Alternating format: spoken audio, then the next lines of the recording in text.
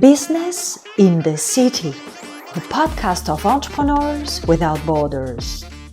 Hi everyone, welcome to this podcast where I have the pleasure to welcome Agustina Cervera. She's from Argentina. She now lives in the US and her story is amazing because she's now she's an architect, mainly working in the US, but also worldwide, and I think she has a promising future. So very, very happy to welcome you today, Agustina. I know you're not used to this exercise to speak, and this is why I really value your time and presence today with us.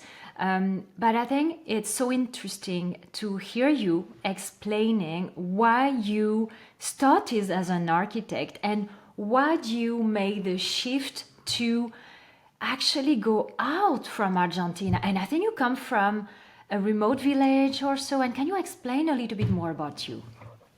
Well, thank you, Emily. I am super happy to be here today. It's a new challenge. It's a new opportunity that you're giving me to express and to explain and to showcase my work.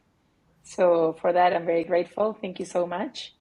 And yes, so I grew up in a small city, like 2.5 hours north from Buenos Aires. I am from Argentina.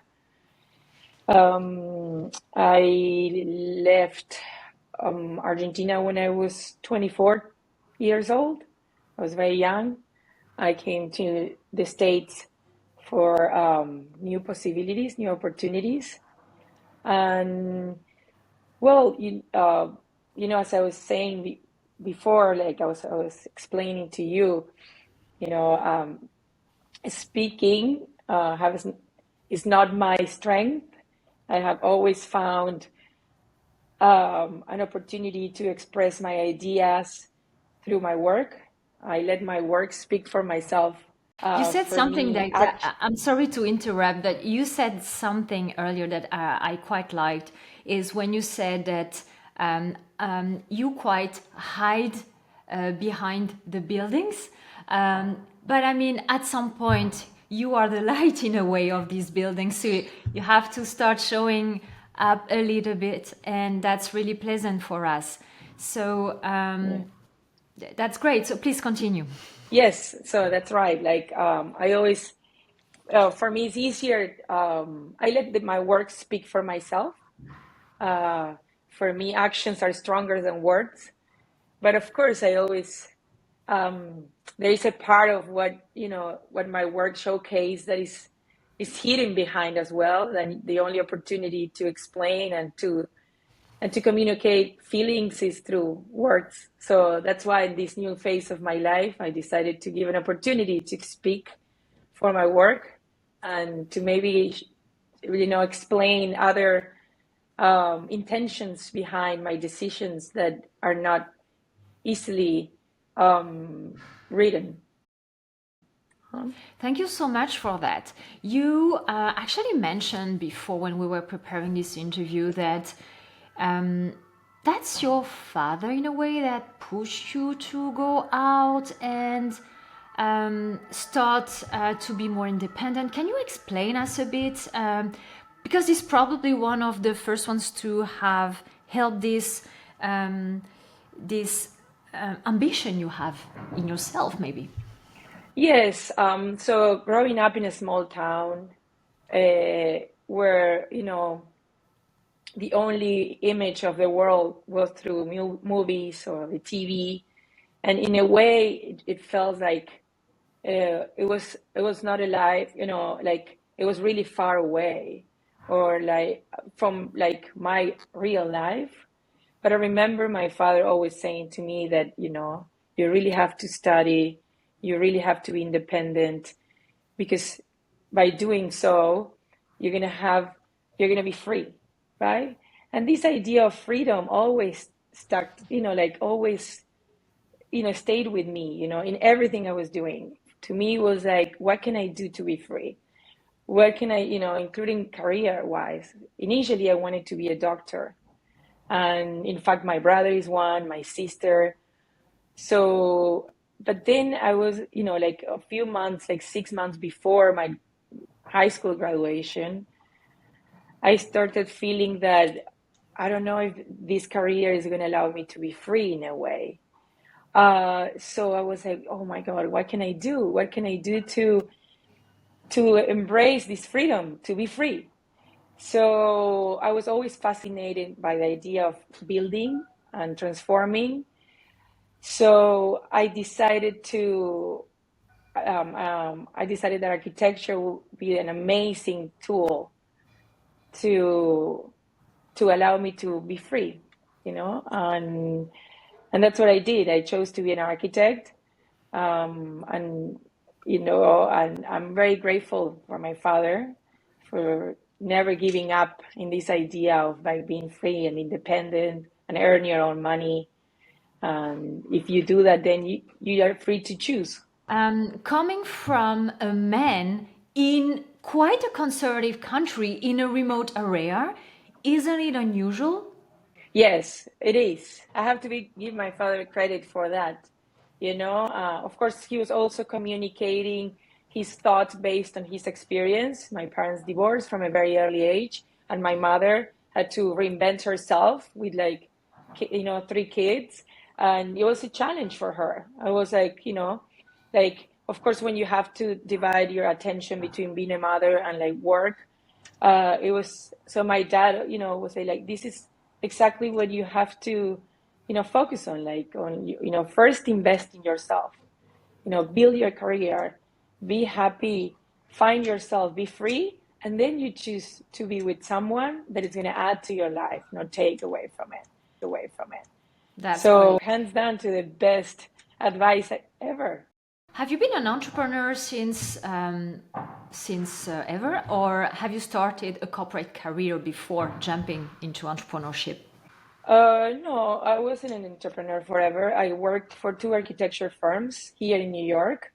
Uh, the first architectural opportunity, it was for a studio in Manhattan. We work in high-end residential projects. I worked for them for 2.5, almost 3 years. And then I switched companies. I worked for another 2 years for a commercial-oriented architecture company based in Brooklyn. And that was that's how I initiate my career in Brooklyn. And yes, So, what made you I the worked. shift to entrepreneurship? It was more leaning, like I was going through a personal time in my life. There were so many personal things happening. I was breaking up with a boyfriend. Like, I was like also growing at the same time, far from home. I felt like I was really not happy, and I really wanted to make it better for myself. Um, Also when you choose the path of being creative, having the opportunity to build your own ideas, to make your own ideas come true, it's a different game. So I said to myself, if I'm going to be far from home, if I'm going to be this unhappy, if I'm going to struggle, I'd rather do something that brings joy and bring me a sense of ownership and allows me to build my own ideas and expand my creativity and be free again. Yes. So that's how I was, I think, about 29 years old. I was very young and Wow. so many unknowns. I did not, all I knew it was that I wanted to be free, I wanted to be independent, and I want to make it better for myself. But I had no idea about business, how to build a business, how to run a business, how to make a business work. So I learned a lot, and And a we all lot make also through my mistakes. mistakes. So So, many mistakes. um, I want to tell the audience that you're doing amazing in the US. Honestly, you are building incredible things. You will tell us more about it later. And it's really like a huge step that you took at the beginning and which took you where you are now. So it's really interesting to hear your story because you started knowing very little about entrepreneurship and making mistakes like we all do, but it led you really somewhere. So it's a strong message to share, because you never start winning. You always start failing, and you learn along the way. So tell us what was your main struggle with entrepreneurship, and what made you through it, and give us a few lessons you learned along the way. Well, the biggest struggle is, you know, like being able to handle all the instability that comes with it. I coming from a corporate world before, having a salary, a stable income, it gives you a different perspective on like the financial perspective. But then jumping into an entrepreneurship, not knowing, like not having that stability, it's one of the biggest challenge, right? And also finding the first project, signing the first contract, finding the first opportunity. I did so many things for the opportunities that I have today, like from small projects, medium to big, constantly reinventing myself, trying different markets until I found my niche, and Uh-huh. I feel like that was important for me. I found a niche, Finding and the I niche focus on that. most of the time Mm-hmm. is the hardest part, because people just either pick up the wrong niche or don't know really if there's a market for this niche. So I think it's really important that you're saying this to people, that you really need to be careful with the niche. 95% of the time, it's because there's a niche problem, a target audience problem, that the business is not coming. So I'm very glad to hear you say that. Yeah, I found a niche, but again, like, because they have this driven of like, I want to make it work for myself. Again, I don't, again, like, I love design, and I'm grateful for this first niche, but it doesn't mean that it was the right niche for me. It was a niche that is giving me the opportunity to jump to the next phase in my life, which is the one that Very I want to interesting. be. Very interesting. Like, and I was willing to do something that I maybe was not 100% my passion or like my ultimate goal, but I knew that niche is going to take me to a place where I want to be in life. So I swallowed the pain because it was very painful. This painful in a sense of like, was a very difficult niche. I worked with real estate developers, so I designed multifamily residential buildings, mostly based in Brooklyn. So the market is like, it's a tough market. And it took me a long time to educate my clients of the footprint they were leaving behind and the importance of that. And the clients come from different cultures, from different worlds, that you have to really adjust to it. But for me, it was a bridge. And, knowing that, I felt like I never felt it was too much or it was overwhelmed. I knew that this bridge is going to take me to the next bridge. Interesting, very Mm-hmm. interesting, a very good Mm-hmm. lesson. Can you tell us about your job, about your work? Where can you see your buildings? What are you most proud of? The one you're most proud of? Where are you working? And yeah, tell us more about your work now. Well, for the past 9, 10 years, we specialize in the real estate development market. We designed multifamily residential buildings. We go from, 3 apartments to 8 up to 45 units so far. And we do everything like space planning, exterior design, interior design, marketing, branding, professional renderings. We and in the Brooklyn area. So 10 years ago, when I moved to Brooklyn, there was a boom in the construction happening, and I wanted to be part of it. I wanted to be part of the transformation of Brooklyn. And then, one of the, I feel like what set us apart, it was the fact of every neighborhood that we were working in. and we were designing and transforming in a way. We use a lot of the existing components of the history of the neighborhood, of the history of the block. We work with the communities as well. We reinvent what's existing and create something new. So, and of course, always I feel like the design is a translation of a personal time in my life. I feel like we have designed more than 27 buildings so far in Brooklyn. And I feel like the first buildings are a representation of who I was before, more like tough, like. How old are you, by the Me, way? I'm 38 years old. 38 years old. Wow. Yes. And more than Yes. 20 buildings. That's amazing. Yes. So, and I feel like now that, after a certain period of time, I'm in a place in my life that I'm enjoying. I want to have fun. I want to enjoy the process, not just the finished product. And like, I just want to have a good time in life. And I feel like the design is also a representation of that, more round edges, more creative, fun. That's basically where we are specializing now. So that's one big aspect of what we do. And 3 years ago, we, again, going back to this new phase of my life of enjoying, having fun, we are specializing now in hospitality, hotels design, nightclubs, bars, experience. We use architecture as, again, architecture is our tool to design experiences. We also design and produce events as well. And we are navigating between these two worlds. That's great.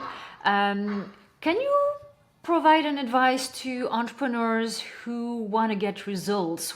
Is there a little tip you'd like to share with us that led you to sign more clients, for example, or helped you expand your business?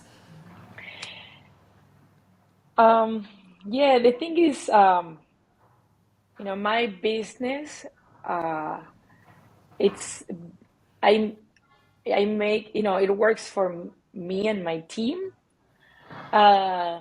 So, in difficult times, what helps me is to focus on, it's not just about money, it's about your ability to move forward and to push forward. And in difficult times, it's going back to yourself. Remember all the work you've done, how much you push forward, believe in yourself, and not giving up. Not giving up. There is something so special when someone's not giving up, and you can see it when someone is not giving up. And I'm always learning. I'm always open to learn new ways. I'm constantly looking. I'm very curious. And I'm always improving my services, right? I'm always improving the quality of my work. That's great. And I And think you never giving mentioned up. you also mentioned something so important, that is to have this meaningful project with yourself leading your career, because you can't start a business without being passionate about what you do, because it will take years sometimes to reach a level. So I think it's very important to remind us with that. Yes, I'm very passionate. In everything I touch, in everything I do, is a huge component of that. And like You my clients appreciate that as well. you love what you do, so that's why you're probably doing it better than a couple of others. So the word is yours. We are finishing now. We are wrapping up this interview. So if you have a little word to say, maybe a book to recommend, maybe some word to say about recommendations, anything, it's yours now. Well, a book I really like, and I read it a few times. A very good friend of mine gave it to me. It's Einstein and the Rabbi, Searching for the Soul. And it's basically that, really finding a meaning, like a reason to live. And like we all have our own strengths, and we all have our own magic. And the idea is to find what's yours and to live with, embracing it and align with your purpose. It doesn't mean that my purpose is your purpose. Like, we all have our own purpose. But it means like finding your own and, being aligned with it. And I feel like that gave me a whole new perspective. It changed also the way I see my work, my skill set, embracing it, finding people that works for me with different skill set that complement me to provide much better services as well. That's a book that I really like and I highly recommend. It's very easy to read. It's not about religion at all. It's not about religion at all. Good to know. Good to know. We will check this out later. Thank you so much, Agustina. Business in the City, the podcast of entrepreneurs without borders.